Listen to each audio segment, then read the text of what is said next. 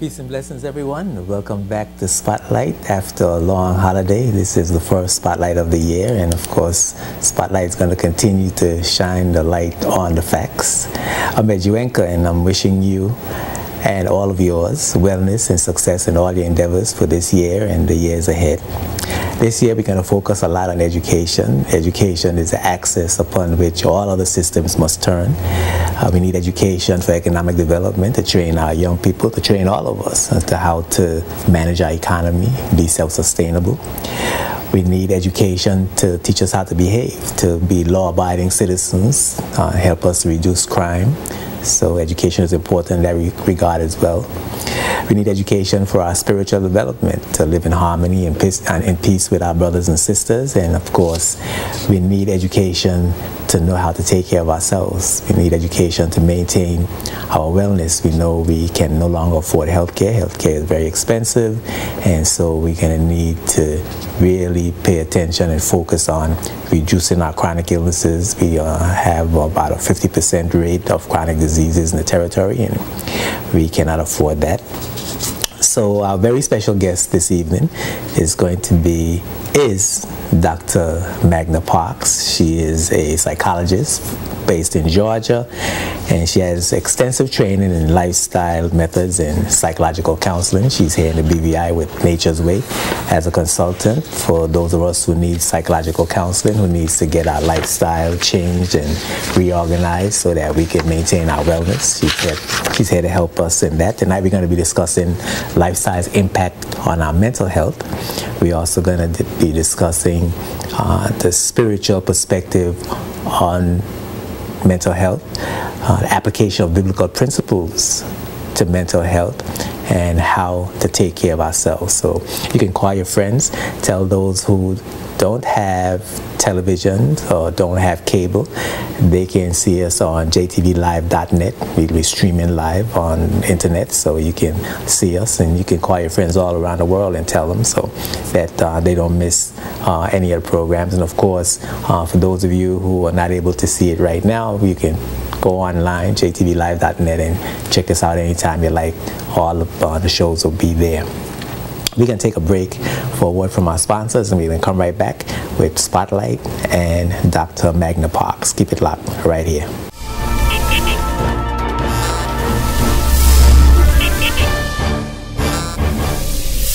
This program is sponsored by the law firm of J.S. Archibald & Co. and by the trust company J.S. Archibald Trust Services Limited, both of Roadtown, Tortola, BVI.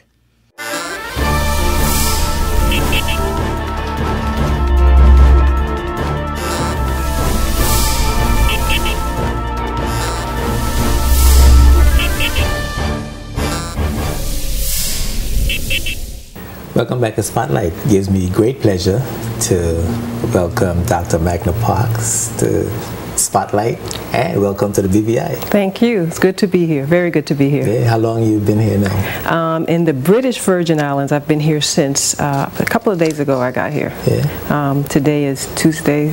Is today Tuesday? I'm losing track of time. Today is Tuesday. But I've been here a couple of days. Well, but I've been in the Virgin Islands since 2 weeks ago. Oh, okay. So it shows that you're in paradise. You can't remember what time Exactly. I'm just losing track of time. It's so wonderful. That's great. Do you get a chance to get around and see anything? Is Yes. just busy being interviewed? And Well, my friend, Brother Foy, has been taking me around. He's taken me to see a few places, beautiful places, and the views are just wonderful, relaxing. Almost makes me want to move here. Well, it has that effect on many people. Yes. Yeah. It's good to have you. Pleasure to have you on Spotlight. We're going to talk about the lifestyle impact on your mental health. Before that, though, I don't know how many of us have an understanding or even know if there's such a thing as determining how you know that you have a good state of mental health. That can be a whole show. Yeah, okay. But mental health is not only the absence of disease, but it's just a sense of just mental well-being, where your brain and your mind is functioning well, where you're peaceful in spite of circumstances that are happening, where you're sleeping well, where your mind just feels clear, and And not saying that you never feel stress, because stress can be a motivator to a certain extent, but you feel the stress, but you're able to handle it calmly. Being able to concentrate, having good memory, all of these are indicators of good mental health. So you're not worrying and anxious as much. Exactly. I'm glad you added as much, because a little worry, a little anxiety can be a motivator to change some things, but we don't want it to get to the point where it starts to affect how we interact with others on the job, at home, etc. Okay. Now, there's a concept of your lifestyle, the way you live, impacting on your mental health. It occurred to me that could be sort of a chicken and an egg situation. Your mental health impacted on your lifestyle, which is true. Is it that your lifestyle have an impact on your mental health, or because of the condition of your mental health, the state of mental health, you have a poor lifestyle? Both of the above are true. I come from more of the perspective, at least what we're going to be talking about tonight is more of how the lifestyle that we live and the impact on mental health. But it is kind of cyclical, because if you have good mental health, then you make some good lifestyle decisions. But tonight we'll be focusing more on the first part, how lifestyle will affect mental health. Okay, and how does lifestyle affect mental health? What does that mean? Well, if you don't mind, let me go back a little to help you understand how I got to this point. Sure. I was trained as a traditional psychologist at Ohio State University. At the time that I went through school, it was the third best program in the nation. So it was a good school. Went through there, got my doctorate, was taught that in order to help people with depression and anxiety and various marital and family problems, you need to sit down and have several sessions with people and talk about their problems and talk about their childhood. And I, taught that in universities for 7 years, and then I was in private practice for 13 years, and that was how I functioned. If you came into me, one of the first things I'd start doing is to check into your background and your childhood. Where did you grow up? What kind of relationships did your parents have? Did you grow up with both parents? And all of these have an impact on mental health, and I did that for most of my time as a practitioner. Then about 5 or 6 years ago, I was able to start to change that perspective because of things that I heard and the opportunity I had to work with a physician who had looked through the medical research and found that depression, for example, is caused by many other things than what happened to you in your childhood or what's happening to you in your life. And as a result of having that opportunity, I started to look more at the medical research and other writings and found that even though people were feeling better as they were coming to me with this perspective, I wasn't really helping people achieve the healing and the emotional and mental healing that they could have had. And so with that, I started to look at this particular doctor with whom I worked was looking at lifestyle. And I started to take what he taught me and then started to do even more to apply it to other areas more than depression. And when I say lifestyle, it's basically the style of life that you live, how you take care of your body, how you eat, how you sleep. How much do you exercise? How much do you get outside and get sunshine and fresh air? These are the kind of things that I started to look at and found that as I applied them with people, the healing happened much more quickly and seemed to be much more effective. So it became less about what you thought and more about what you did? With the lifestyle it did, but what you think is also important. That's another big piece of mental health. Yeah. But I mean, when you start talking about your lifestyle, it sounds like behavior. Yes. But then the traditional thinking is that behavior results from your thought process. And that still is true. Okay, so I'm trying to grasp this concept of the lifestyle having the bigger, that you come to a conclusion or the realization that the lifestyle is having a significant, more of a significant impact than we thought it had before. Yes. And let's start with eating, for example. Okay. Yes. All right. Eating is very important because what we put into this part of our bodies right here affects every single organ in the body. And what we have been trained, or what we have mostly heard, is that eating may affect the heart, may affect the kidneys, the liver, it may affect other aspects of our body. But we're learning more and more that eating especially affects the brain. 50% of what we eat goes to our brain. So if that is true, 50% of whatever you eat is going to impact how you think, it's going to impact how you feel, it's going to impact all the aspects of your emotional and mental functioning. Okay, so if it depends on what I eat, my brain, the chemistry in my brain would be affected. That's right. And talk to us about what that would cause. Okay. There are certain foods, for example, that if you eat will produce something known as tryptophan. Tryptophan is just a scientific word for a raw amino acid. And amino acid, as we know, are a part of proteins, and it's part of the building blocks for the body. Many of us, I'm sure many of the listening audience has heard of things such as Prozac, Zoloft, Paxil. These are what are known as antidepressants. And the reasons that these antidepressants work is because they affect something known as serotonin in our brain, which is what helps transmit messages from nerve to nerve, neuron to neuron. It's a neurotransmitter. When you eat foods that's high in this tryptophan, it helps the brain to produce serotonin. So the same thing or similar thing that what will happen when you take Prozac or Paxil and Zoloft, if you eat these foods that are high in tryptophan, the body says, oh, I have the raw material that I need to make serotonin. And the brain will produce and use serotonin in a similar way as to when you take some of the psychotropic or antidepressant drugs such as Paxil, Prozac, Zoloft. Does that make sense what I'm saying? Well, yeah, I think so.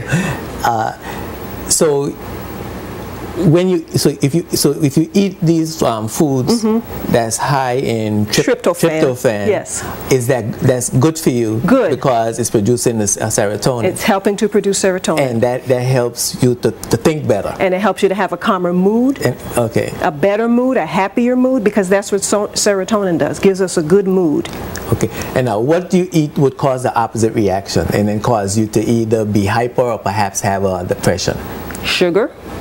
Refined sugar, specifically white sugar, can cause a lot of problems because it gives you a false sense of feeling good. The thing about sugar, when you eat it, you feel good for the moment, because you've heard people say, I'm going to eat this pie or whatever and I feel good about it. That's me. But then afterwards, with some people, you crash even lower than you were before. You need more. Yes, that's right. So you become a sugar addict. Exactly. I'm familiar. Okay, and another thing is bad carbohydrates. And what I mean by that is any carbohydrates that were stripped of its natural materials, meaning its natural nutrients, I should say, mainly vitamin B. When we talk about carbohydrates, we're thinking about things such as pastas and breads, etc. We want to get those in the natural state because it has the B vitamins that your brain and your nervous system craves, and that can have an impact on your mental health. So you want to stay away, especially if you're suffering from any kind of mental disorder. You want to stay away from a lot of potato chips or French fries or white rice or white bread. These are things that have been stripped of their nutrients, which in turn can have an impact on the mental health. So you want to stay away from those type of foods. Yeah. There's someone that was telling me that some persons need to have white bread because there's something in white bread that's important. Oh, okay. I've never heard that one before. You never heard that yeah. before? I know for mental health it's not. Okay. Or maybe for something else it might be. All right. I don't remember all the details. Okay. I can't go into it. But it was interesting to me because I heard the same thing you're saying, right, that white bread is stripped of all its nutrients and therefore it's not good for you. But right, some people say there's something in it that's good. I don't know what. Interesting. But you're talking about the basic nutrients in the foods that your brain needs that it's not getting, that's so right, it's not processing chemically what it needs to process in order for your mind to function properly. Correct. I'm trying to understand the whole process. You sound like you're doing well. Okay, so nutrition is significant in maintaining good mental health. Yes, it is. And you know what? The research is showing that more and more. That's what I love about this. There was a time when I would sit here and rattle off of all of these things off, and people would say, where is she getting from? But if you pick up medical journals now, they're starting to show that these foods have an impact on brain function. And one particular food that you'll see throughout the medical journals is omega-3. Have you heard of that before? Yes. Omega-3 is very common in fish. It's common in plant-based sources such as walnuts and flax seeds. I tend to push the plant-based sources because I want people to get more of a plant-based diet. And when you include things such as omega-3, I'm seeing research that shows that they're giving people with schizophrenia omega-3, and they're seeing some of the psychotic symptoms go away. Psychotic is what I mean hearing voice, seeing things. They're finding that that's reduced. They're finding they're sleeping better. They're finding with depression, when you give omega-3, that reduces some of the depression symptoms. The medical journals are also showing if you're anxious and you use omega-3, some of the anxiety will go away. So research is backing this up, and it's really making me excited as I see this now, because I try to keep up with the research and see what's going on. Well, for a long time, no one factored nutrition in wellness maintenance. That's right. You know, just eat what you want, and when you get sick, you get a pill that try to treat the symptoms of your illness, and then you continue it in your lifestyle. That's right. The doctors don't say, listen, don't eat that anymore, but I think now that is changing. It is changing, very much so. Okay, so now that's the nutrition aspect of lifestyle. What else about lifestyle that would bring on a state of mental unwellness? Okay, there are other things. Do you mind me staying on nutrition a little? Do you mind me just giving a couple case examples? I don't mind. Okay, because I think sometimes when people hear this, I think there's still questions in their mind. Does this really work? Even though the research says that, even though this psychologist is saying that. I had a woman come in to me crying constantly for a while, didn't know what was going on, and because I had started to change how I worked, I said, you know what, I'd like for you to start including flaxseed in your diet. And I specifically focused on giving her or having her take 2 to 3 tablespoons of ground flax seeds every morning. But she got kind of happy with it and started putting it in all her foods and everything. After 2 weeks, she called and actually told me she didn't need to come in anymore because her crying had completely stopped. Now, the old perspective that I had, I would have started to explore her life and find out, you know, what her childhood was like, and if her childhood is starting to affect her now, and that all of that might have been true.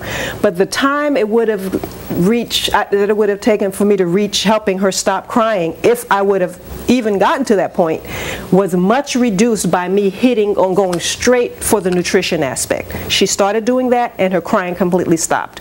You know what that said to me? She was deficient in omega-3, which only comes from what we eat. Our brain does not produce omega-3. So she was not eating the foods high in omega-3. I had her start eating that, and the crying completely stopped. And there's other case examples where I changed people's diet or had them change their diet. Depression went away, anxiety was reduced, and it was just amazing to see this happen. So despite the psychological trauma that may have occurred in your life, whether it's early childhood or as an adult, your brain is able to manage that anxiety with the proper diet, with the proper nutrition. That's exactly what I'm saying. I like the word resilience. You know, when you take a ball and you throw it against the wall, what happens? It bounces back. And God has created our brains in a way that we can develop resilience. And one of the ways we can do that is by how we eat. So no matter what has happened to you in the past, not saying you don't ever talk about that, but right now we're dealing with where you are right now, and my focus is what can we do with where you are right now? Sure, these things have happened in the past, and it's really sad that this has happened, but what can we do right now? And one of the things we can do is to help you to learn how to better care for your brain and your mind. And manage those things that had happened in the past, so that you don't allow them to overpower your thinking and continue to create the anxiety. That's right. That's right. We have to take a break. Okay. Okay, and I can see I'm enjoying the conversation already.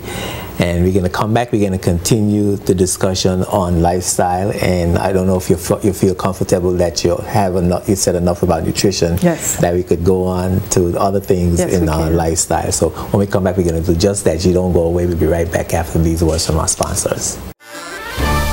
Spotlight is brought to you by CCT Global Communication, DataPro, Orion Law, Clarence Thomas Limited, Virgin Island Motors, and Bolos Wholesale Cash and Carry. Welcome back to Spotlight on Major Income, here with Dr. Magna Parks. She's from Georgia. She's here with Nature's Way, and if you want to contact her and get a consultation while she's here, you can call 494. I have to look down. You have to look at it. 495-2852. 495-2852. 495-2852, and she'll be happy to consult with you.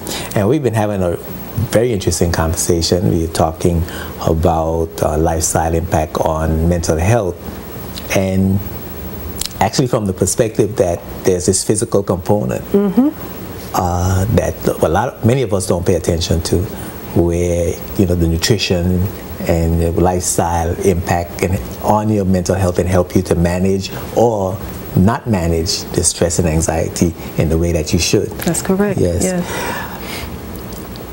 We talked about nutrition and the importance of nutrition and management of your mind and the anxiety and the stress that you go through. What other things in your lifestyle that have similar impact on your mental health? Another high area in the research, and you notice I keep referring to research because I think it really confirms or supports what we're talking about, is exercise. There's actually a psychiatrist who doesn't prescribe medication. I don't remember his name, but I refer to him a lot. He prescribes walking for his patients. And the research is showing that exercise is very effective in dealing with mental disorders, especially depression and anxiety. There's a study I just read the other day that compared two groups. One group was given Zoloft, which is an antidepressant. It's one of the milder ones, and one group was put on an exercise program. At the end of about 13 weeks, they measured their levels of depression and they were equal, which says that exercise can be as effective as some of the drugs that are used for depression. And a whole lot cheaper. And a whole lot cheaper. And I also like to add, though, when people are listening, because this is very important, if you're on medication right now and you're hearing these things, please do not stop on your own. Warning, warning. You can start to implement these things and work with your physician to help you as he or she sees the symptoms being reduced for them to take you off the medication. Very important. Very important. But exercise is very, very a key thing. I remember a woman who didn't want to change any of her diet. I mentioned some things with diet because not everybody wants to do that. It's the best thing. But when she regularly walked, her depression, she felt much better. She would say to me, she would walk about 30 minutes to an hour every day for about 5 days a week. And if she just missed one day of walking, she'd see a difference in her depression. Okay. So if someone with mental disorder, depression, for example, how would you get them to change, though? Because it seems as though that if you're depressed, you just don't want to do anything. Yes. You just want to shut in and lay in your bed. You don't want to get up. You don't want to cook. You don't want to eat. You don't want to talk to anyone. You just don't want to be, you just had it with life. You don't want to be bothered. Right. How do you bring somebody back from that? Well, it depends on where they are. I have to somehow talk about all of the different aspects of lifestyle, and what I've done is I'll sit with them and say, obviously, especially if they come in to see me, obviously you're wanting some help with this. Let's see which of these are the will take the minimal effort for you to do in order to feel better. And so I'll list different things for them, and typically this works, and they'll say, okay, for example, I haven't talked about water yet, I am willing to drink more water. And they'll start doing that, and if you could just get them to do the thing that requires the most minimal effort, and they start to see an improvement, it gives them more of a desire to do more. Right, so they start feeling motivated. Exactly. You get them to start feeling motivated, and then they start doing little by little. Exactly. And they come around from that state of wanting to do nothing. Right. Exactly. And you begin mainly with the diet. The first thing is to get them something to eat or drink. Right, right. And for the most part, it's water. Well, yeah, and some of them don't want to start with diet. Some of them say, I'm willing to get out and walk 10 minutes a day. So I'll do with that. Whatever lifestyle. So you work with them where they are. Exactly, exactly. And it's found to be effective. Okay. And primary, the lifestyle changes that you make would be diet and nutrition. Those are two primary focus. Diet, nutrition, and there's several others. Okay. Sleep is another important area. Getting people to go to bed at a certain time. And I've had people say, well, I don't fall asleep at this time. But I tell them to at least get into the bed, especially when you're dealing with depression. You need to be in the bed before 9:30, before 10 o'clock. And that is important because when you look at what happens in the brain, some marvelous things start to happen at 10 o'clock. It seems magical. Really? Oh, yeah. Well, let's talk about that. Yeah, That's something I need to know. I actually saw a sleep expert put it on a clock. Between 10 p.m. and 2 a.m., there's some hormones that are released. One of the main ones is melatonin. I'm sure you've heard of that. Melatonin, and that between the hours of 10 p.m. and 2 a.m. and especially between 10 p.m. and 12 a.m. melatonin is reaching its peak production. But if you're not asleep at that time, you miss out on that whole production time. Well, if the melatonin is not being produced if you're not asleep, or it's produced only at night in the dark with a cool environment, but specifically at night. It will not be produced as much. But you don't have to be asleep. You could be in bed. You could be in bed and you can have the darkness, but when you're asleep, your brain does some different activity. It's actual, sleeping is a restorative process, and your body understands that you are shut down, nothing's happening. And when your body sends that message to your brain says, okay, now we can start releasing these hormones, we can start sending these chemicals out. And so even though you might be resting and some melatonin might be produced, it's actually when you're in a state of sleep that the optimal production occurs. So you have to be sleeping by 10 o'clock to get that optimal production of melatonin. And if you're not sleeping by 10 o'clock, what happens? You're not going to get it as much. Okay. So you miss out. You miss the train. So what else happens at 10 o'clock? There's a lot of restorative things. During sleep, your body is restored. Like you restore an old car, you restore an old home. During sleep, your body is restored, and so the brain is going through all the processes to restore it to be renewed again for the next day. And if you're not sleeping at that time, you're not getting the restorative processes going on. So everything gets rest, everything gets relaxed, and when you get up, you feel like you are ready to do more things again. That's right, and that's right. And when that melatonin is important because during the day it turns into serotonin, and I mentioned serotonin before. That's what the drugs are addressing. So if you don't get the proper melatonin at night, then the daytime you don't have enough melatonin to turn into serotonin, and your mood is not as calm. You feel depressed. You feel irritable, and so sleep is real important during those critical times. Okay, so we have sleep, nutrition, exercise. Okay. Okay, what other factor? These 2 glasses of water right in front of us is very important. Okay. Our body is made up of about 70 to 80% water. The percentages vary, but that's about what I see on average. And if you're not getting enough water in your brain, you're working with sometimes I call a dry brain. The brain doesn't work real well dry. It needs to have constantly fresh water. You don't need to have toilet water working in your brain. I call it toilet because it's being reused. And when you're not drinking enough water, it can cause you to feel more irritable and you're not thinking as clearly. Case in point, there was a 16-year-old girl who came to see me, mildly depressed. She wasn't drinking enough water. She started to drink more water, and her caretaker, who was her grandmother, told me that she saw a big difference in the child's mood just from drinking more water. And not only is water important as we drink, water is also important on the outside. Years ago, before we have our current psychiatric hospitals, they used to use a lot of water therapy when people would come in with different types of mental disorders. And one of the water therapies that I've found to be helpful when I work with people is something called hot and cold treatments, where they get into the shower and for 3 minutes they sit under there or stand under the shower with hot water, as hot as they can bear it, and then for 30 seconds they do it for cold, and they switch that back and forth 3 times.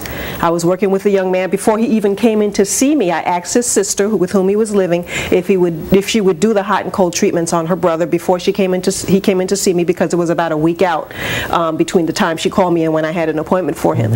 She called me 2 or 3 days later and said she saw such a marked change in her brother. She couldn't believe it, just because she had him doing 3 minutes of hot, 30 seconds of cold on 3-cycle basis. And what that does is, you keep hearing this neurotransmitter coming up, it increases serotonin again. It also increases dopamine. It also increases norepinephrine. And these 3 neurotransmitters are what all the drugs that we give for depression in particular, these are the things that they help with the brain. So doing that water treatment can be helpful, but I do need to give a caution. If you're diabetic or you have heart problems, check with your doctor before doing those water treatments. If none of those exist, you're good to go. And today, if any listener is experiencing depression, they can start with that. Let me repeat it again: 3 minutes of hot, 30 seconds of cold. Do that 3 times. They do that consistently for 7 days. They will see a difference in their state of depression and anxiety. I just got the vibration from all the people watching. What about going in the sea? Oh, well, I'm sure that has a lot. I have a book on nature's healing. I don't remember the name of it, but the doctor talks about something with the seawater that happens. I don't know physiologically what goes on, but he recommends that. The water is cool. Okay. And it probably has a lot of good minerals That's and right. so on. So if you talk about a hot and cold treatment, I stand to reason that getting in the sea and then getting out in the sun. Getting in the seawater, going in the sun, that sounds good. That might have a... Yeah. And it's right there. It's right there. And you have an abundance of it. That's right. Because, a lot of people, and particularly old people, would go in the sea and they say we need to get a sea soak. Yes. For one reason or other, whether it's for arthritis or for some other challenge they have, right. Health challenge that they might have. But I never think of it as a mental health strategy, right, to help. Yes, I'm sure it would. Yeah. Something I'm going to look into now that you mention that. Yeah.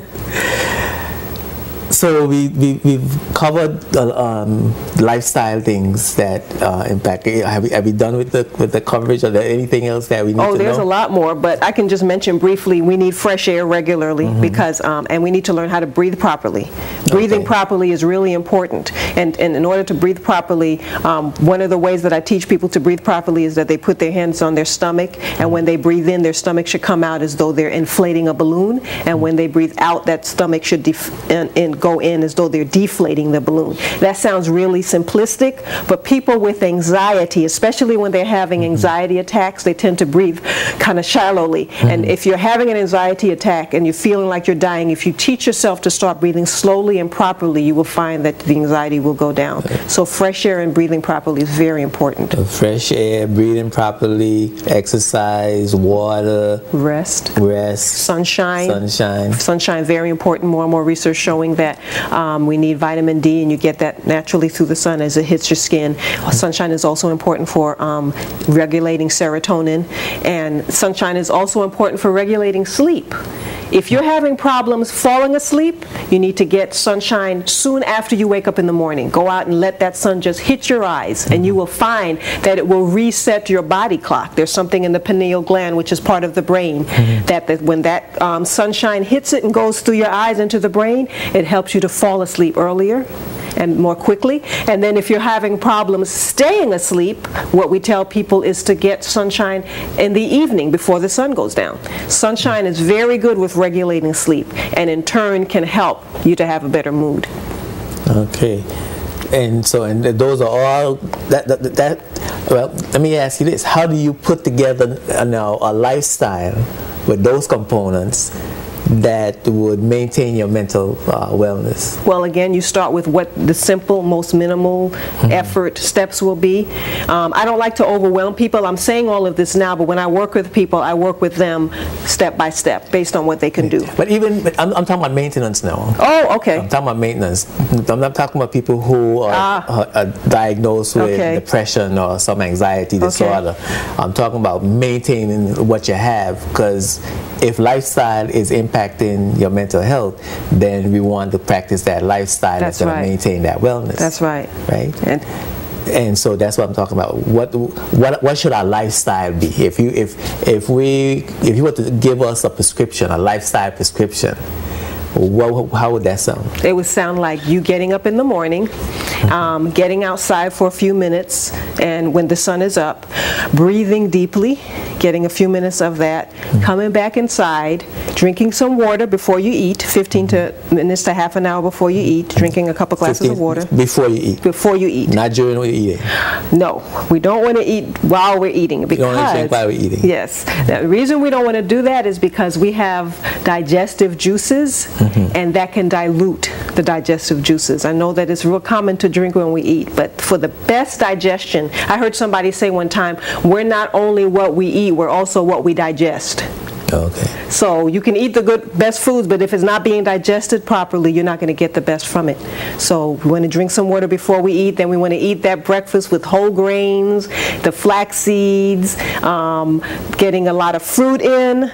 And then we want to wait a few hours and eat our lunch, a lunch that has a lot of vegetables and whole grains as well. And if you eat dinner, you want to have a light dinner. And then you want to try to eat at least 3 or 4 hours before you go to sleep, and go to sleep at about 9 or 10. And you will feel wonderful if you do this for at least 7 days. What about combinations of foods? Combinations of food. Is there any validity to making sure that the food that you eat in combination it has a certain, you have a certain combination of food that you eat? Yeah, I've heard some of that. My thoughts on that is a little different. I believe when you eat, make sure that you're getting foods from the various food groups, and eating as simply as possible. That's most important. My personal idea of food combinations is that sometimes it could get a little too complicated, and I want to keep it as simple as possible. Now, one of the best ways to know whether or not you're having a good food combination is to see how you feel after you eat. If you eat and you hear the gurgling in your stomach, you feel a little sluggish, you don't feel as alert, you get sleepy, you might want to look back and say, okay, maybe I want to change some of my combinations here. But I personally don't get into a lot with people with that. Okay. Well, the reason I'm asking because I've read of the theory of food combining. Yeah, I've heard that theory. You've heard that theory.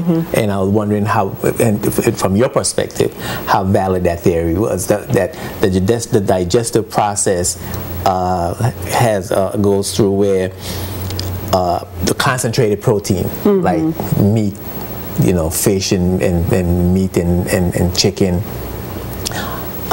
requires acid, stomach acid fluid for digestion, and the carbohydrate, the concentrated carbohydrate, the rice and the potatoes and the pasta and the starches and so on, they need alkaline to digest. And when you eat meat and starch or concentrated protein, meat and rice and potatoes at the same time, and you get the alkaline fluid, your brain secretes the alkaline fluid and the acid fluid in your stomach at the same time. They neutralize each other because acid is neutralized by alkaline. And so just like how the water dilutes the fluids, that combination dilutes the fluids as well, and you don't get the proper digestion. That's the theory in a nutshell. So I was wondering if you're familiar with it and how valid you thought it was. Yeah, I don't ascribe to it a lot. Okay. I haven't found it to be most helpful, but for those who do and find it's helpful, Okay. Well, yeah, I'm one of those persons that find that if I have those, well, I no longer have that problem since I'm a vegetarian, but when I did, I found that I was sluggish and sleepy after I eat, and that doesn't happen to me anymore, except I drink without, sometimes I get weak and drink just after I finish eating, and then I want to go to sleep. Okay. But I do agree that improper digestion cause you to be sluggish. That's right. We can take a break for a word from our sponsors. We're going to talk about the spiritual perspective of mental health. Okay. And what does that mean? All right, keep it locked right here. We're going to have a good time when we come back.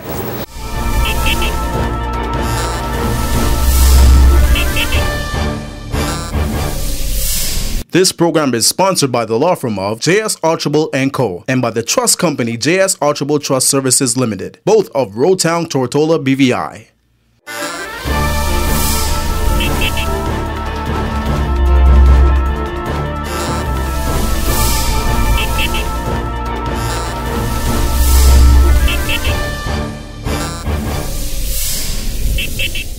Welcome back to Spotlight. I'm Reggie Wenka, and I'm having a really good time. We're having a fascinating discussion with Dr. Magna Parks, Sister Parks, I like to call her, because she looked like she just seemed like a sister. She is a sister that acts like a sister, you know, and it's given us a lot of terrific information, a lot of important information, and we've been talking about the lifestyle's impact on our mental health. And basically, I think we took it from a different perspective on how a bad lifestyle impacts on mental health to how a good lifestyle impacts on mental health. And I wanted to get that in so that you can know what good things to do to maintain your mental wellness. And we had a good long discussion about that. And of course, if you're missing a bit, you could check us out on jtvlive.net. You could always get that. Don't forget to tell your friends. They could check us out. Those who don't have cable or don't have television could check us out on the computer. So everybody's going to get a chance to see the program. Really important program.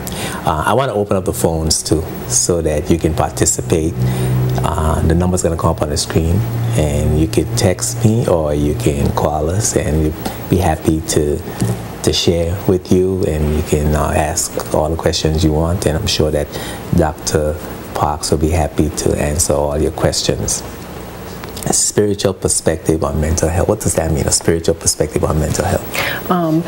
When we take care of our bodies and our minds, we have to recognize that we also have a spiritual aspect to our lives. Mm-hmm. And so in mental health, we're starting to see more and more that mental health professionals are recognizing the importance of taking care of the spiritual side. It's good to eat properly, it's good to rest, it's good to exercise, but there's another important piece, and that is our relationship with our Creator, mm-hmm. God. And so in dealing with our mental health, we need to make sure that we have that relationship, that faith, that commitment to God, because it is often that we need someone bigger than ourselves to deal with whatever we're going through. Mm-hmm. And unless we start to recognize that, we won't be as mentally fit. And not only that, in dealing with the bad things in life, we have to learn how to forgive. We have to learn how to, a doctor that I had a show with this morning talked about pride. We need to learn how to put aside pride and esteem others better than ourselves. Mm-hmm. All of these things are spiritual things that we need to keep in mind as we're dealing with mental health, and even when we're mentally sick. And so that spiritual perspective has to be captured. And even people who don't believe in any type of spiritual perspectives, as mental health professionals, we have to acknowledge it because it's part of who we are. And so when people come in, we have to address that. So as human beings, we have an innate need to recognize or to look to some force or being or substance in our minds that tells us that we have the confidence in, that is going to take care of challenges that perhaps we might not be able to manage. Is that a basic human need? That's a basic human need. We were created in that way. Mm-hmm. We were created in that way. And for me, that force, I call him God. Mm-hmm. I believe that God is very important in our lives. And there are some things that come our way. Let's look at some of the tragedies happening in our world today. You know, the tsunami took away thousands of lives in Japan just this last year. The earthquake in Haiti. The earthquake in Haiti. Many of these people, from reports that I received from people who went to visit them, those who adjusted and dealt with it the best, or dealing with it the best, are those who are recognizing, I can't handle all of this on my own. This is something that's much beyond my human capacity to handle. I need God to help me through this tragedy. I need to know that there's someone there, even though it feels like he's not there because of what has happened. I need someone to help me through that, and people are starting to recognize that in their lives. You need to feel that it's going to be taken care of. It's going to be taken care of. No matter how bad it looks. Exactly. It's going to, if you don't have that, then you sort sort of like feel a sense of loss. A sense of loss, that's right. And there was a time psychiatrists and psychologists used to say that that was a crutch. Right. You know, I remember going through training, and when I would bring that up to my professors, they say, "Oh, we understand. That's kind of a crutch for you Christians or other Jews or whoever. They use that as a crutch." You know, but religion as a crutch. Exactly. But the reality is now they can't ignore the fact that we need that. That's part of who we're created to be, and it helps us. Okay. And is that something that one cultivates? Is it something that is innate and it manifests itself? How is that reliance on that power developed and maintained and nurtured and grows? What I like about the perspective I had is that we have to choose. We make a choice. I mean, we're developed. We are created with the need. It's there, but some of us do things to choose to ignore that need. Sometimes I see people engaging in a lot of activities and that are not the most helpful. And in my mind, I'm thinking to myself, are they trying to mask the need for God by putting it, you know, all these other activities in place, engaging in a lot of pleasurable activities, engaging in a lot of hurtful activities, using drugs, over drinking alcohol, etc. But I think we're born with that need, but we have to choose, make that choice to make God an important part of our lives. So it's a cultivated thing in terms of us making that choice and making decisions in our lives that will fit according to whatever principles. For me, that the principles come from the Bible, and learning what the Bible says and then making the choice to follow the principles that I see in the Bible. What are those principles? Might as well go right down, Okay. go right to it, because it's connected. Yes. Right? Before I got instructions, before I just got a text. Okay. Right? And before I go to make that connection, as to how the principles in the Bible develop that spiritual connection, people need to know where you're going, where you are, and where you're going to be, and how to get to you. Okay. I will be here till Thursday morning, and tomorrow we'll be on the island of Virgin Gorda with Nature's Way. They're going to be having a health fair from 11 to 1, and I'll be there to just talk with people and meet people. But the goal for me is I'm wanting to come back to Tortola every other month or so, and through Nature's Way be able to see people. They can call. I encourage people to call if you're dealing with any type of depression or anxiety or stress, and they can make hour appointments with me when I, through Nature's Way, and after I get a certain amount, when I come back and see people. Okay, so someone could call Nature's Way at 495-2852. That's correct. And someone there will make an appointment and let you know that persons want to see you. Exactly. And then you will come in the time. Right. And for the time that you're here now, are you taking any appointments? I might be able to see one or two, but we have a few things going on. So you're headed to some special events? Yeah. One being the health fair in Virgin Gorda. Yeah, from 11 to 1. Okay. And if it's a dire necessity, maybe I can work out with the people at Nature's Way to get me back. But and that number again is 495-2852. 495-2852. Are you having anything? Is Nature's Way having anything on Tortola?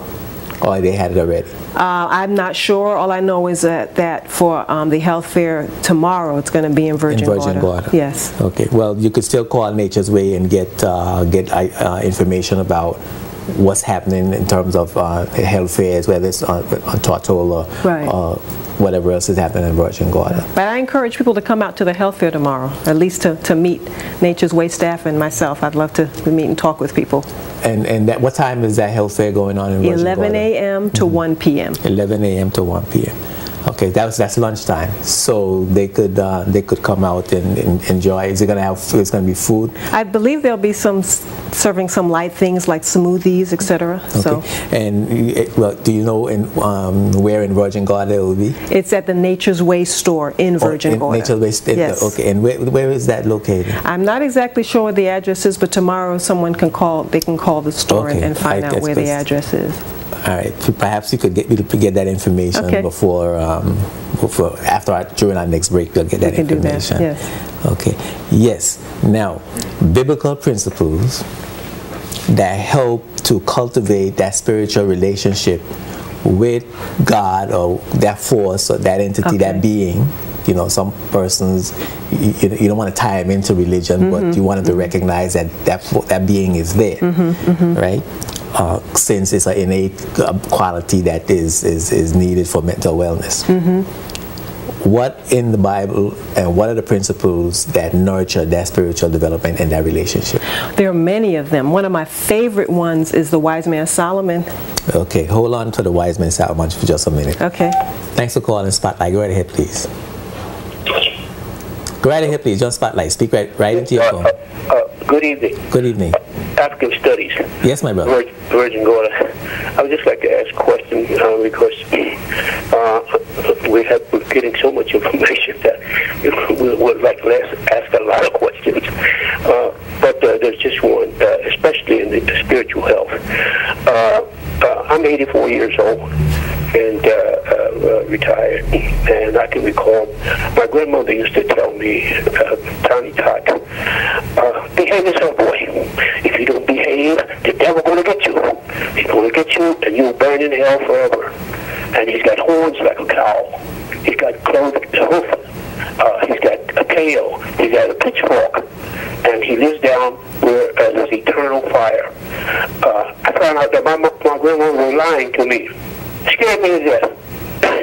I've been frightened from death for 84 years.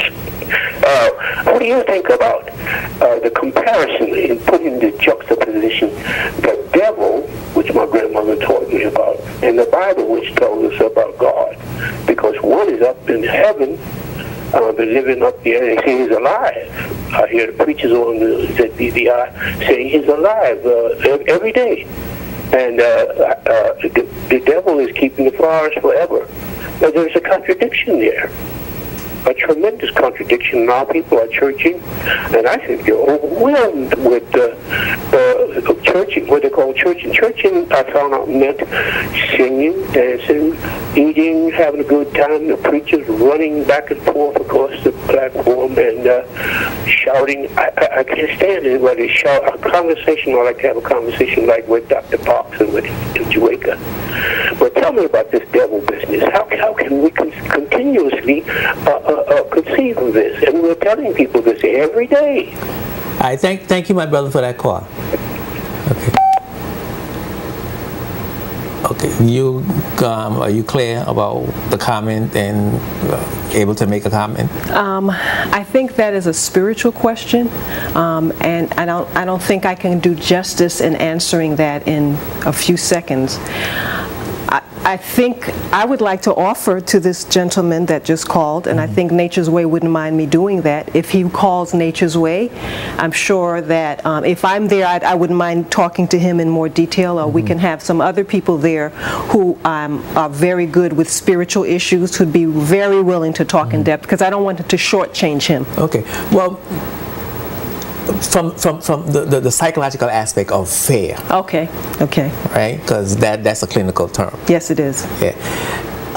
And as a child, the fear of the devil was put in him by his grandmother.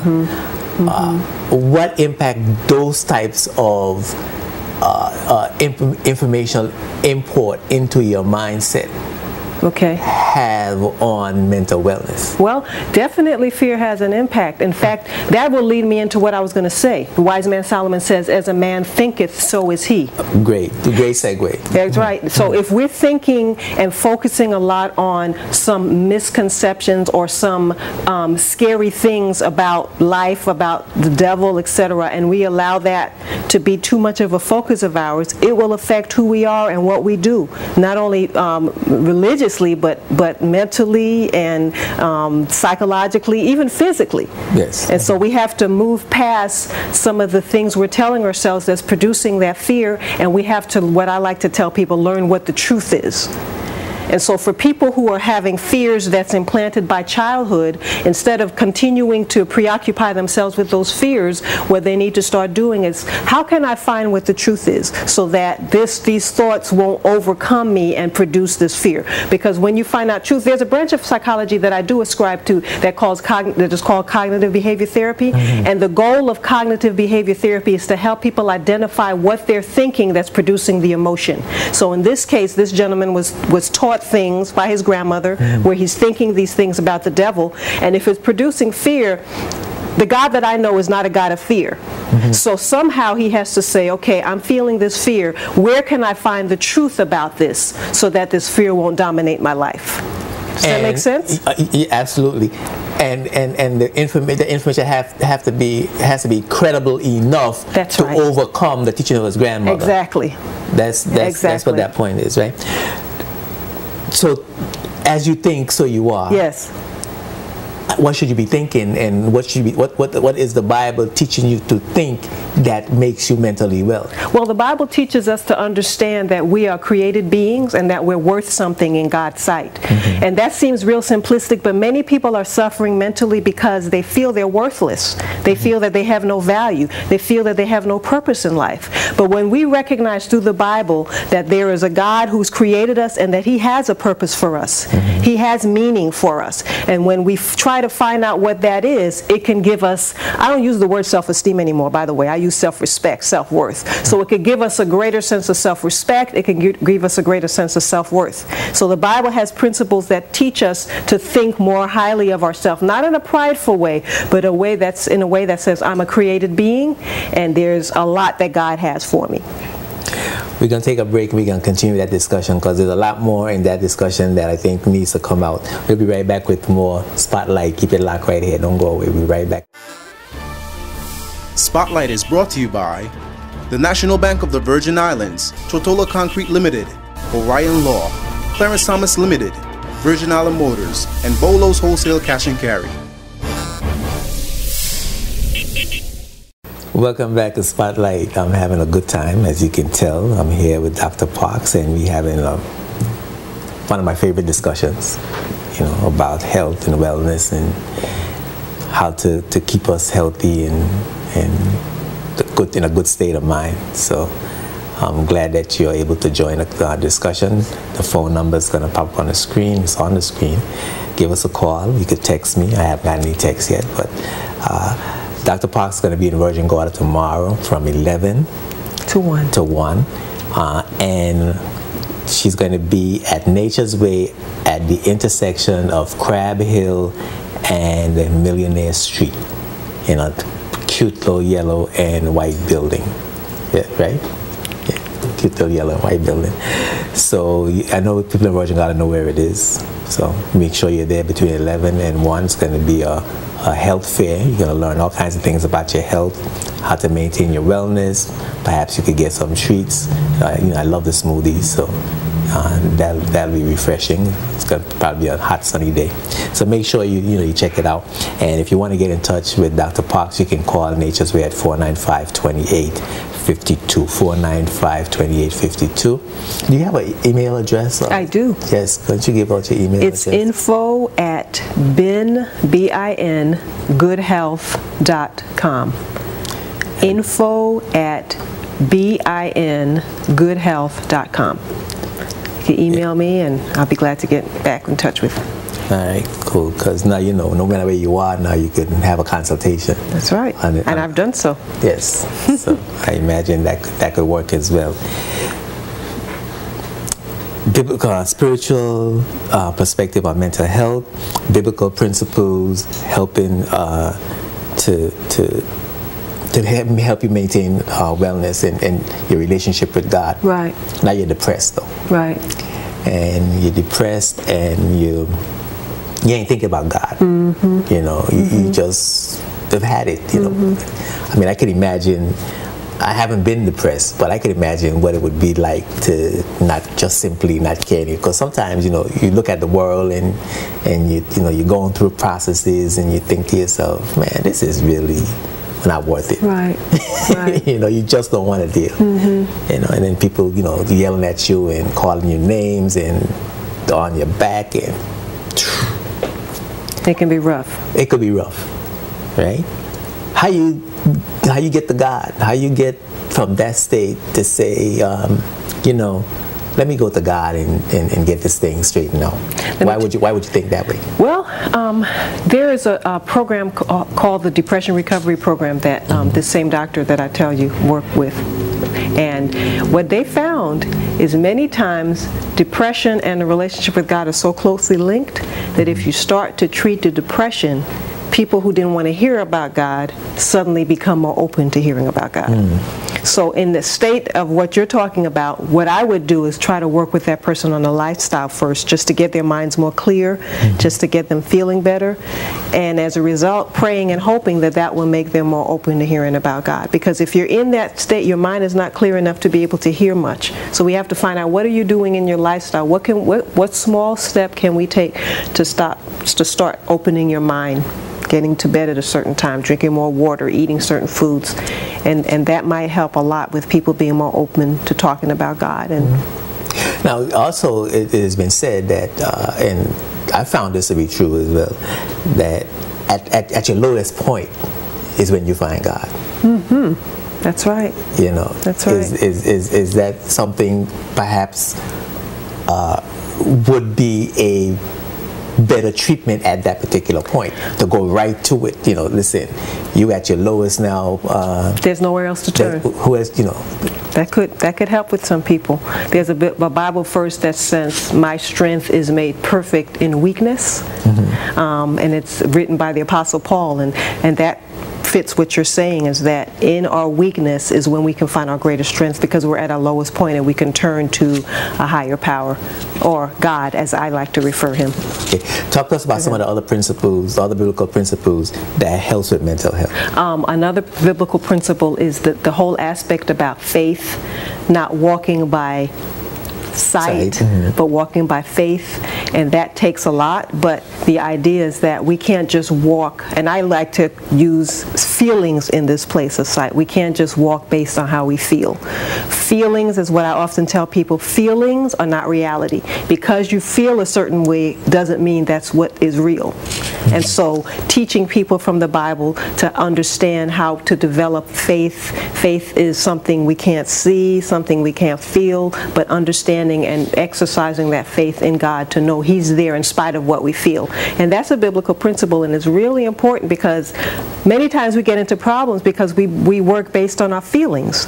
And feelings are so changeable. They're not stable. And if we work based on our feelings, we can get into a lot of trouble. For example, I'll give an example. My husband died about 1 year and 3 months ago. And in dealing with his death, if I just based my life on feelings, I wouldn't be sitting here right now. I would have never gotten out of my house or my bed. But in spite of the down feelings I have, the sadness, the sense of loss, I have faith to know that God is up there and he sees what's happening to me, and he doesn't allow anything to happen that he does not give me the strength to bear. And so in spite of how I feel, I can fly to Tortola, or I took the boat actually from St. Thomas. I can come to St. Thomas, engage in these interviews, help people, in spite of the fact that sometimes just walking the streets down here, today I was walking the street thinking about my husband. But if I let those feelings overwhelm me, I wouldn't do anything. And so the Bible talks about walking by faith and not by sight, and that's a biblical principle we need to follow. But do you ignore those feelings? Oh, no. What do you do? What do you do? You just acknowledge them? I acknowledge them. What do you do with those feelings? I acknowledge them, and I say, God, I'm feeling very sad right now. I miss my husband, but in spite of that, I want you to give me the strength to move on. You can't ignore them, because we were created with feelings. That's an important part. I'm just not letting those feelings manage and control my life and dictate the decisions that I make. Does that make sense? Yeah. So that's what I'm talking about. We're not saying to ignore them, because that's not healthy either. Problems can come from suppressed emotions. We're saying acknowledge it. You feel horrible, you feel terrible, but I'm walking by faith. Faith that I know that there's something bigger and better ahead for me. Is that acceptance? Yes. And yes, that's a good word for that. Very much. So is that what we want to apply from that spiritual perspective? Yes. To whatever the situation is that you accept the reality? Right. Right. Dr. Parks, good night. Let me let's go to this text and see what we have here. Dr. Parks, good night. What you are saying is really a fact. I hope that the people are listening to you. I would like to meet with you before you leave, if it's possible, or if not, I would like to know if you have an email. And please let the people understand what is What is confidentiality, please? Okay. So you want to deal with whatever part that you want to deal with first. Confidentiality. Yes. I can see that would be an issue on a small island like this. Yes. People are fearful or concerned that what they share with someone that is private, that is hurtful, that is painful in their lives will stay with that person and not be shared with the world being here on the island of Tortola. So it's so important when we're dealing with people to make sure that it stays in that room and in that place. And that is a very, very important thing for me as I work with people, because I want people to be able to trust me. I want them to know that they'll be safe in what they're sharing. And so it's important that I keep whatever they share confidential. And that's very important. Now, how should people feel about their mental state? And what I mean by that is this whole issue of confidentiality comes from my fear that someone is going to think ill of me or negatively of me if they knew that I had a mental condition. Yes, yes. Right. Yes. So how do we deal with that? And that prevents me from coming to see you. Yeah. That's one of the things that prevents me from coming to see you. Yes. That's one of the things that prevents me from letting anybody else know the challenges I'm having. I don't want to admit that I'm depressed. So I'm stigmatized. I'm in a community where there's a negative stigma against about or surrounding a mental challenge that I might have. How do you speak to that? How do you address that issue? Well, one of the ways that we address it is hopefully by some of the programming that we do here in the community. I'm hearing that the mental health people are starting to do more programming to start to destigmatize seeing a counselor. So that's like a societal issue that has to be dealt with in the community, to start to send the message that it is okay for me to seek help. That doesn't mean that something is wrong with me. But the other piece is, I just lost my thought. When you said something that triggered me to say something when you said about what people think. Oh, changing your thoughts. Yes. Sometimes when I work with people, I say to them, what is the worst thing that can happen if this comes up? Will you die? Will your world end? I mean, it sounds very facetious. And sometimes I can get people to recognize, you know, if someone finds out about this, I will live. It'll be okay. I mean, and that's not something that you jump to quickly, but if you start to focus more about what people are going to think about you versus, you know, a few people might find out, but if I go and get help, I can function so much better in life, and so the benefit outweighs the cost. Yes. You understand? So helping people to just change some of their thinking about that and looking at which way it will be more beneficial. Yeah. Text the person that just sent me that text.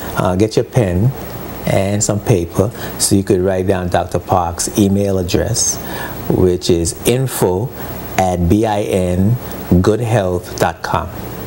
Yes? That's correct. info @bingoodhealth.com. So you can email her, and she doesn't even have to see your face. You could talk to her online, and that engenders a measure of confidentiality. It does. Yes. It does. So that would be cool. Talked about there are other biblical principles that we need to know about in relationship to our mental wellness. Well, you know, another one that I brought up earlier about, and just in parenting, there's a verse that says, "Father, provoke not thy children to wrath," and that's a very important tool for parents to understand. We as blacks, we can get very passionate sometimes. You know, it's funny when you go to the store. Sometimes you'll see certain races saying, "Now, Johnny, you shouldn't do this. Johnny, I'm going to put you in timeout." But then you'll see the blacks dealing with that same issue. Boy, if you don't da-da-da-da-da, you know, and just kind of, and sometimes that's effective. Smack them upside exactly. The head. They don't say anything. They don't say, they just whack. Yeah. You know, and sometimes that can be, we have to be careful with that, because we don't want to provoke children to anger. We want to be firm with them. We want to be authoritative, but we don't want to provoke them to wrath. And what the Bible is telling us is something we could apply. Where are things that we can do to incite our children to anger? And so we need to learn how to speak to them more properly. Send them more, I like to say, positive messages. Sometimes we hear parents saying things to their children, "You will never amount to anything. You're no good." You know, these are the kind of things. Your father is no good. Exactly. Your grandfather. That's right. Good, and you're not going to turn out to be anything. Good. Exactly. Yeah. But all of those are things that falls under the biblical principle of provoking children to wrath. They may not say anything to you, but years later down the line, those words come back to haunt them, and can develop into some bitterness or resentment later on. And we don't want to do that if possible. We want to be able to develop children in the best way and not to use anger all the time to get them to do things. And to diminish your self-respect and your self-value. Exactly. Your worth. Yeah. Exactly. Yeah. And your confidence, and of course all of those things. And those are important things in maintaining mental wellness. Right, right. And I'm not saying that doesn't mean you shouldn't be firm with your children. You need to, because the Bible also says spare the rod and spoil the child. Yes. And there's going to be a big debate about what is the rod. Yeah. Yes. Big debate about what is the rod. Before I'm going to turn the clock, so I want to get to the last thing, which is taking care of yourself, self-care.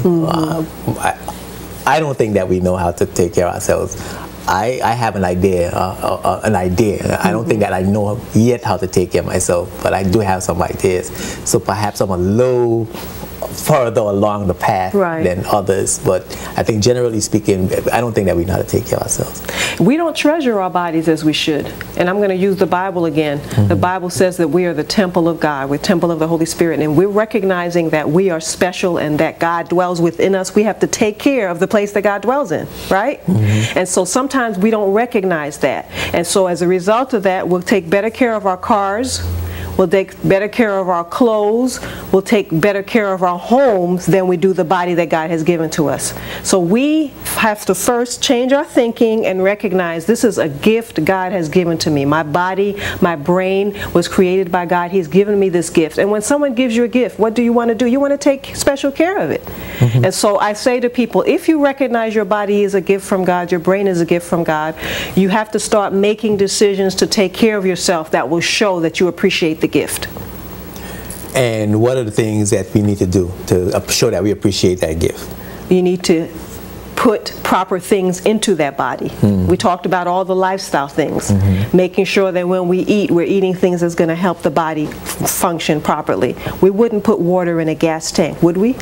No, I hope not. Not if you love your car. That's right. And if you love yourself and you respect yourself, you're going to put proper things into it. You're going to put proper thoughts.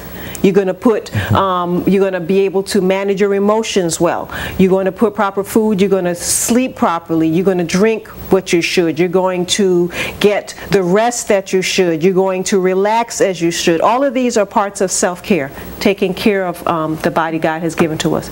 And you know, say more about this relaxing. I know in the States there's a joke sometimes about Caribbean people have tree jobs. We have to be so careful with working, overworking, you know. Overworking. We have to be careful and know that there's a time to work and there's a time to play. And self-care incorporates all of that. Working is good, but we have to know when to turn on and when to turn off our work hats, our work minds. And work minds. There was one thing I was getting ready to ask you, and I forgot what that was. And I think what I'm going to do perhaps is, I don't know, take a break and regroup. But there was this one important thing that I wanted to talk about. Okay. And just like how you just lost your thought, I lost mine. But you were talking about the body, right? Yes. And the thoughts that you put into it. I get these weird thoughts, right? And I wonder where in the world did I get this thought from, and why am I thinking like this? And I'm always paying attention to my thoughts. Okay, that's one of the things that I do. Right? And when you talk about putting thoughts into your mind, I'm wondering how much control of that we have, or I have. Again, I refer to the Supreme Being. I believe that you have some control over that, but it's also what you focus on that will determine your thoughts. And I'm not saying this is the case for you, but what we listen to, what we read, how much sleep we have, what foods we eat, all of those have an impact on our thoughts. Our past experience have an impact on our thoughts. So, and then You sound like you want to say something else with that. Oh yeah. Well, I'm beginning to see what you're saying. So, certain music I might be listening to with certain concepts or ideas in the music, in the lyrical content. Right. And I might not pick it up at that moment. Right. But sometime later on in the day or night or whatever situation I might be in, this thing will come back into my mind, and I wouldn't recognize that I was listening to some music that had some lyric. And so how important it is then for us to monitor what goes into our minds. Exactly. It's very important because the brain is like a computer hard drive. When you put the information in, you don't always see it on the screen, but it's there, and it can come up at times that we don't realize. It's like a pop-up box. Exactly, a pop-up box. So we must monitor what we're putting in. Okay, cool. All right, so that makes sense, because that was one thing I hadn't thought of before. Okay. So I have to just listen to watch this radio and this television stuff I'm watching and listening to all the time. I'm damaging my brain. Yes. Yes. And if I got my children watching it, I'm damaging their brain. There's a part of our brain known as the frontal lobe, and that's a whole program can be done on that. But that's where we make decisions. That's where we can exercise self-control. That's where a lot of our cognitive function is controlled by the frontal lobe, and the frontal lobe can either be enhanced or diminished in its functioning by what we eat, by what we read, by what we watch, by what we listen to. And so we need to monitor those things. And I pay attention to my thoughts, but many of us don't. That's right. And so you will get this thought and act on it. Exactly. And next thing you know, you're in all kinds of trouble. All kind of trouble. And don't know how you got there. That's right. Yeah. Exactly. Okay, I would like to know what is the best advice you can give me. I am in a situation where someone breached my confidentiality, and being someone high in authority, I am disappointed. What is your best advice to me? And I will email you in the morning. Thanks. God bless you both, and keep up the good work. Well, thank you very much for the blessing, and thank you very much for watching Spotlight. And we're glad that we could be of some help and some benefit. Someone is breached a confidentiality. It's a person of perhaps authority in the community, and want to get some advice on dealing with perhaps a disappointment, whatever trauma they cause. Right. The best thing is what we mentioned earlier about helping them to identify their thoughts and not focus a lot on just the disappointment, but recognizing that they can move past that. And that's a quick answer, but by telling themselves, in spite of how I feel, I can move past this. You know, I will be okay in spite of how disappointing and painful it is. I can be okay, and I might even grow to be a better person as a result of this painful situation. One last thing quickly. What about the concept that God is in control of everything, right? And so this may be a lesson, and perhaps not to look at it as such a terrible thing. Right, right. I mean, that's a wonderful piece of advice. Well, I mean, is that a valid concept to entertain? To say, well, you know, whatever it is, bad or good, is for a reason, right. And because a lot of people say, no, you know, this happened is bad, and you know, that's it. You know, God don't do bad things. I mean, how? Because, well, gee, I know we gotta go. I'm getting really warmed up here. Because you know, when you talk about God being your body being a temple of God, it brought to my mind the concept of God, of who we think God is as human beings, and how concepts of God impact on our mental well-being. That's right. It definitely does. It definitely does. And if a person applies what you just said about recognizing that God is in control, whenever any kind of disappointment comes, they can manage it better. So that's a very good point. And understanding that for me, what helps me, the concept of God is that God is a loving God, and He wants only the best for me. And as with parents, sometimes only the best may not be what feels good. Right. You know, parents can sometimes chastise and do things not because it feels good, but because they know this particular experience will help their child grow and learn to be a better person. And it's the same with God. When He allows things, it can grow and help us to be a better person. Now, but many of us don't think that there's a God in us. We look to a God outside of ourselves. Mm-hmm. Mm-hmm. I mean, is that a concept that you're familiar with? I've heard that concept. You know, that God is this, and a lot of us that relate God to Jesus, for example, having challenges understanding the whole Trinity concept of God being the Father, Son, and Holy Spirit at the same time. Right. Do you see that as a challenge? Understanding that? Understanding it, the concept of it in itself being a challenge that has an impact on our mental wellness. Yeah, because if we don't understand, we don't have a true conception of God, that will affect who we are, because God has created us. And if we don't have a true conception of God, we won't turn to Him as quickly. And the idea that there is a God outside of us, I believe that there is a God that reigns in heaven, but that we allow Him into our lives through His Holy Spirit. That's my understanding. Okay. And, you know, different people have different understandings, but based on the Bible, that is my understanding. And so you have to have a true understanding. For me, let's say if I'm in a relationship with somebody, in order for me to be able to function best in that relationship, I have to understand that person. And so understanding God is very important. And you understand God through building that relationship. Exactly. Okay. We falling on 3 o'clock, as you can see, they're giving me all the signs, right? But I have to say that it's been a great experience. Thank you for having me. Having you on Spotlight. I really enjoy the discussion. I hope you were able to give us some good information in this particular time where education is king. Yes. And information is really important for us to grow and to develop and to have meaningful lives and be healthy and well.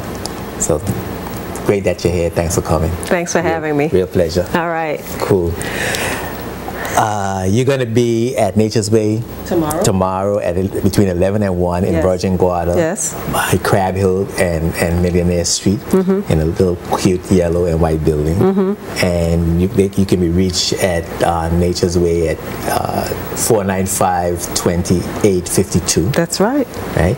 And your email address is info@binhealth. Good health. Good health. Info@bingoodhealth. info@bingoodhealth.com. Yes. Right? Dr. Magna Parks. Great. Thank you for being here.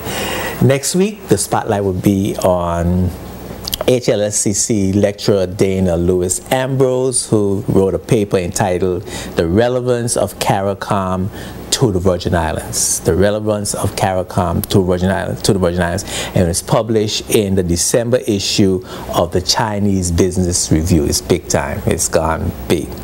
Real important discussion. The relevance of CARICOM to the Virgin Islands. We need to understand that. We need to see the importance of that relationship and how we can use it to advance our growth and development. She's going to be here with us to discuss that very important topic, so be sure that you tune in. I want to continue to thank you for your words of encouragement. Continue to email me at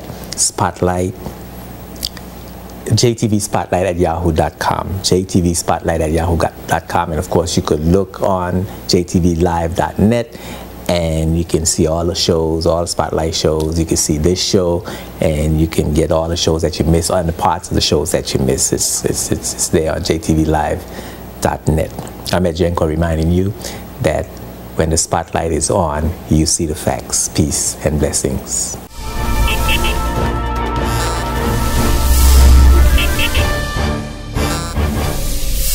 This program is sponsored by the law firm of J.S. Archibald & Co. and by the trust company J.S. Archibald Trust Services Limited, both of Roadtown, Tortola, BVI.